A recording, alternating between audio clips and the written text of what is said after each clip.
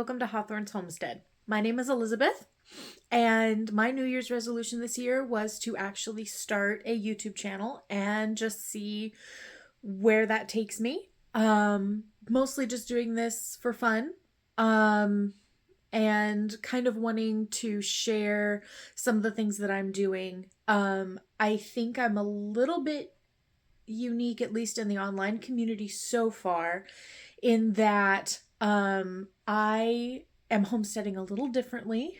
I am actually in an apartment and don't have access to land or animals or anything like that. So I want to talk about some of the things that you can do in an apartment, some of the things I have been doing, some of the things I plan to do.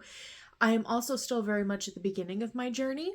So this is less of a me doing everything and telling you how to do it, and more of us learning together about how to do some of the stereotypical homesteading activities. For example, I have been trying more recently to cook as much from scratch as I can. That doesn't mean I'm perfect at it, obviously. I have been trying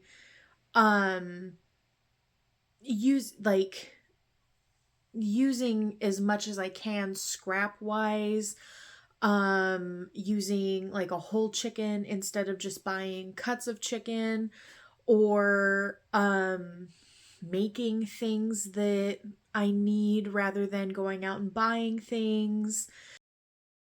The other goal I have, both for this channel and just for my life in general, is to start being a little bit better with spending less, saving my money for whatever my future holds, whether that eventually is land and animals, or maybe I'll be in small apartments forever just doing what I can. Who knows? I don't know at this point.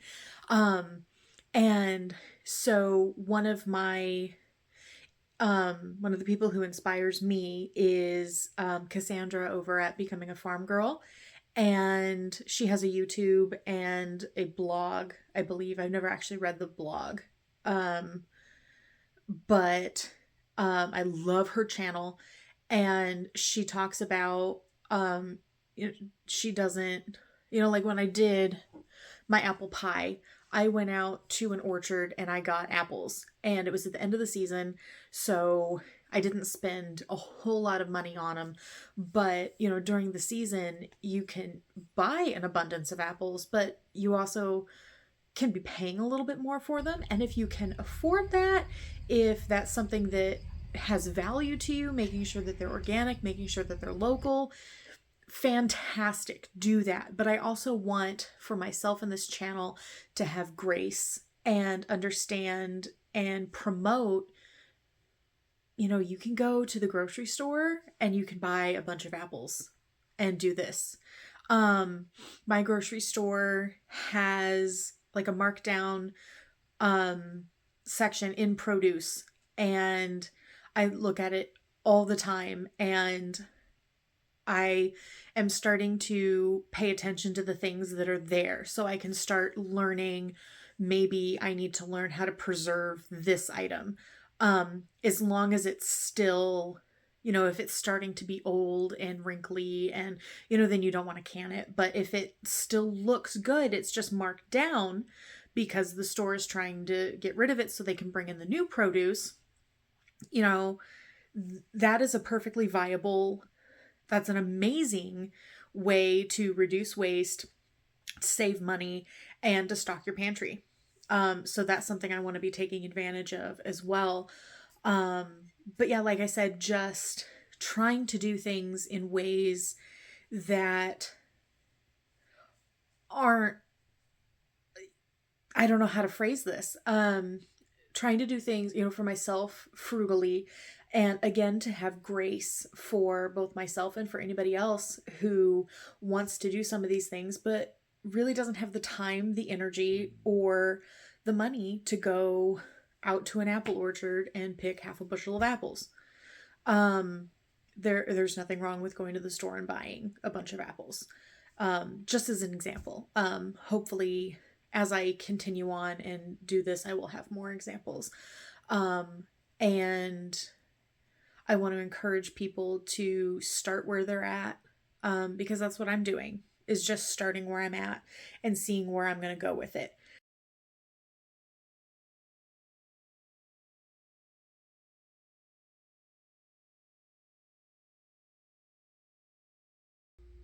Hello, welcome to our first ever knittermission. This is the intermission where we talk about knitting and other fiber crafts and whatever I happen to be up to.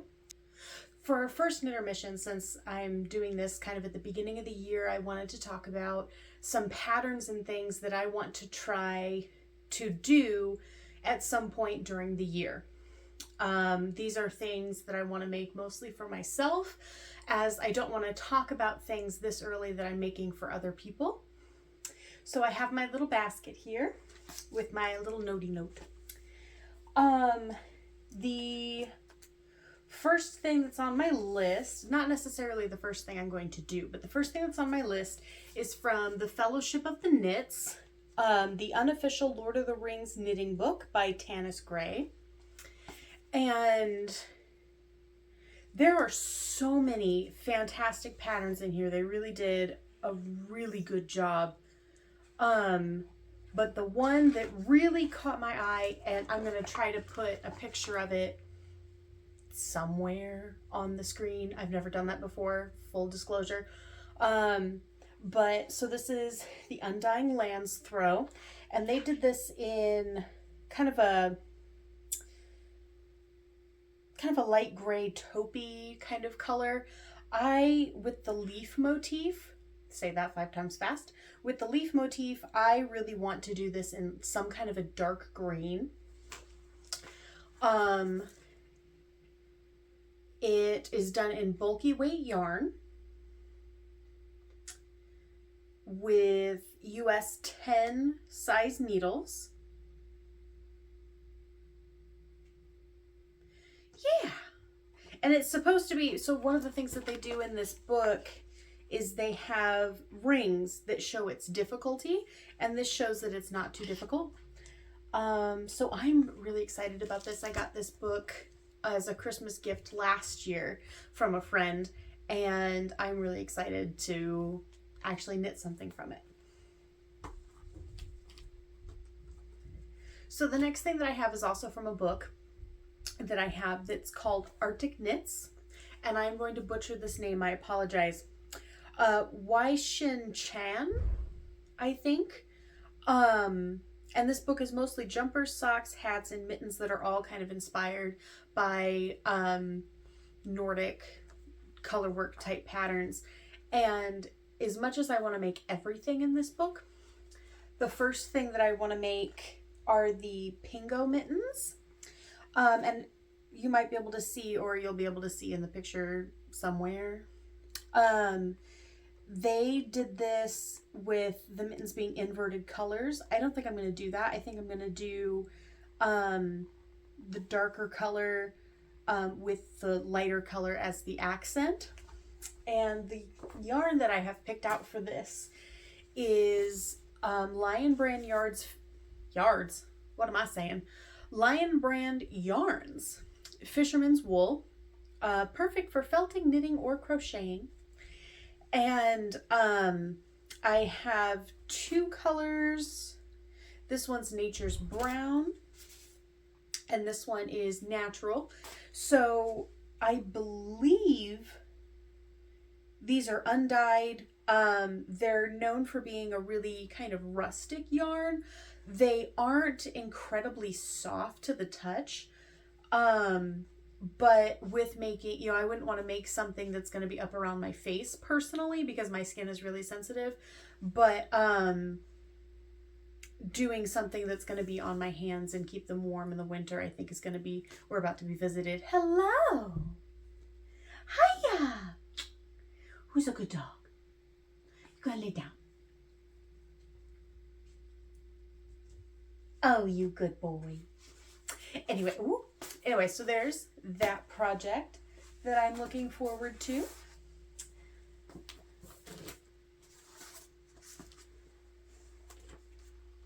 This one I have the yarn for, but I don't have the project yet. It's on Etsy. Gonna get some stuff off of that. It's on Etsy. It is called The Silent Night Cowl, by Jackie Bean is her Etsy name. And so as you can see by hopefully the picture I'm going to have here at the bottom, it is a Christmas scene, and I am totally into Christmas. And I haven't tried this yarn yet. It is the Knit and Crochet Essential Wool. It's Joanne Fabrics, one of their yarns. And this one, these are, I think they're merino. You can tell I was prepared with all the facts before I sat down to film.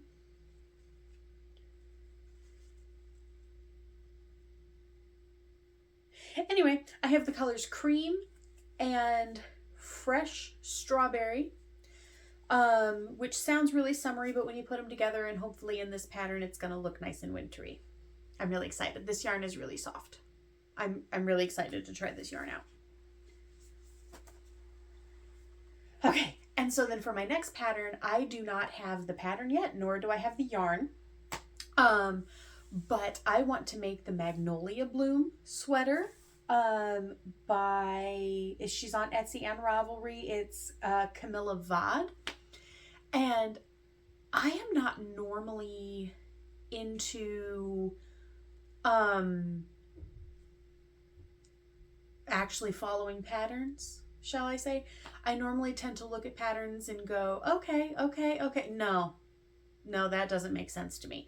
Or no, why would you do it that way when you could do it this way? And I tend to change things around, or I tend to just look at a picture and go, okay, I can figure out how to make that. But one of my goals this year is to try to follow patterns a little bit better, just to challenge myself as a creator. So the Magnolia Bloom is on the list, and it caught my eye the moment I saw it, and I want to make it in a light gray or taupe or kind of color like that. One of the colors that I saw that I really considered was called Oatmeal, just to give you an idea what I'm looking at. I haven't decided what brand or anything I'm going to get my yarn from. I have no set, this is what I'm going to do. I just know that I want to make that sweater. The other thing that I want to make this year, and this does go into gift giving a little bit because I do plan on giving some of these as gifts come next Christmas. I want to follow, it's kind of a trend in the knitting community right now to do hot water bottle covers. But I think that is such a fun idea. So I'm kind of excited to try. I don't want to have specific patterns for that. I really just kind of want to be creative and see what I can come up with as far as patterns for that. And, you know, cables or, I don't even know, maybe just some plain, I haven't decided yet. I'm still very much in the planning stages of what I'm going to do this year. And I'm also very much a, oh, look at that pattern. That looks fantastic. Let's do that too. Instead of trying to plan everything out, I also want to let the creativity flow and have space to try something that I didn't plan ahead on. So yeah, like I said, this is our first knitter mission. It's a short one. And we also got visited by the Milo, which is fantastic. So yeah, I don't have a good closing yet. I need to come up with a good closing. Oh. Well, if you have any ideas of a good, all right, let's go, catchphrase feel free to link them down, or not link them, feel free to put them in the comments and maybe we'll find a good one. So thank you so much. So one of the things that I think happens, okay, I know happens on the internet is one person can come out and say the sky is blue. And you're going to have the people who agree and disagree. And even when you say things about yourself. For example, I am on some homesteading groups on Facebook, and I forget what the question was or what we were talking about. And I said, well, actually, I'm in an apartment. And then a bunch of people started arguing about that's not homesteading. That homesteading is having the land, that there's like this specific definition of what homesteading is. And then other people were coming to my defense and saying, well, whether that's true or not, she can call herself a homesteader if she wants to. And that it is a mindset, not a destination. So that's something that I really want to drive home, is that yes, I'm using this term, and maybe I'm not completely there yet, but that is the goal. Hang on. When you first get into learning about homesteading and trying to figure out where you are, where you want to go with it, it seems like everybody already has their homestead. Everybody already has, at the very least, that 1/4 of an acre that they're using to help with their self-sufficiency and sustainability. And it just feels insurmountable, especially when you're starting where I'm starting. And I feel like there needs to be more of us talking about starting where you're at and getting to the homestead instead of being at the homestead and what we do there. That is very important, and that has its place, and it's a good thing to learn from. Those people do have great stories. They have great advice. I am not discounting that at all. I'm just saying some of us who are starting really teeny tiny might need to start lending our voices, because it can be so discouraging to people who are like me in a small apartment. Also, when you're first researching about what you can do in an apartment, I'm using Pinterest as an example for this. I started looking up homesteading in an apartment, and I got the same list of like 5 to 15 things that you can do. And all of these lists were written by people with big homesteads. And they're not wrong. But they can't display it. They can't show me what it is. They can just write their generic list and say, you know, that you can do that in an apartment. Sure, go for it. Some of those things include small amounts of food preparation, canning, freezing, dehydrating. I hate to say freeze drying, because freeze dryers are usually fairly large. Or gardening and foraging, you know, even if you don't have space outside or on a, like I don't have a balcony or something that I could put pots out and things like that. But I could get like a community garden space, or my mom has offered to let me garden in her yard. She has too many big trees. It wouldn't work very well. Other things that are on that list are usually DIY handicrafts, knitting, crocheting, sewing, mending. Mending is huge. Cooking from scratch. All of those things are very beginner friendly, I think. And everybody else seems to think so too, because those are the things that are always on the list. So I'm kind of using that list as a jumping off point. And what? Am I talking too much?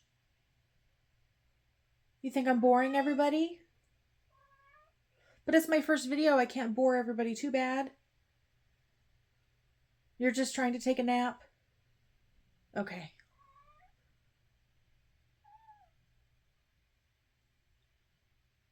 You have a lot to say right now.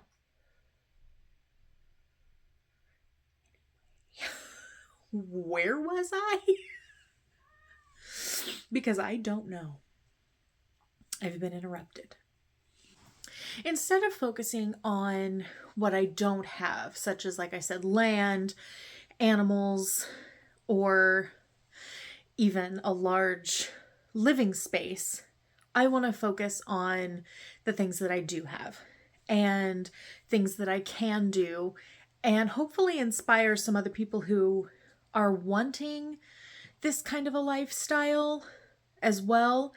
And, you know, like I said, us learning together and figuring out what we can do versus what we can't do.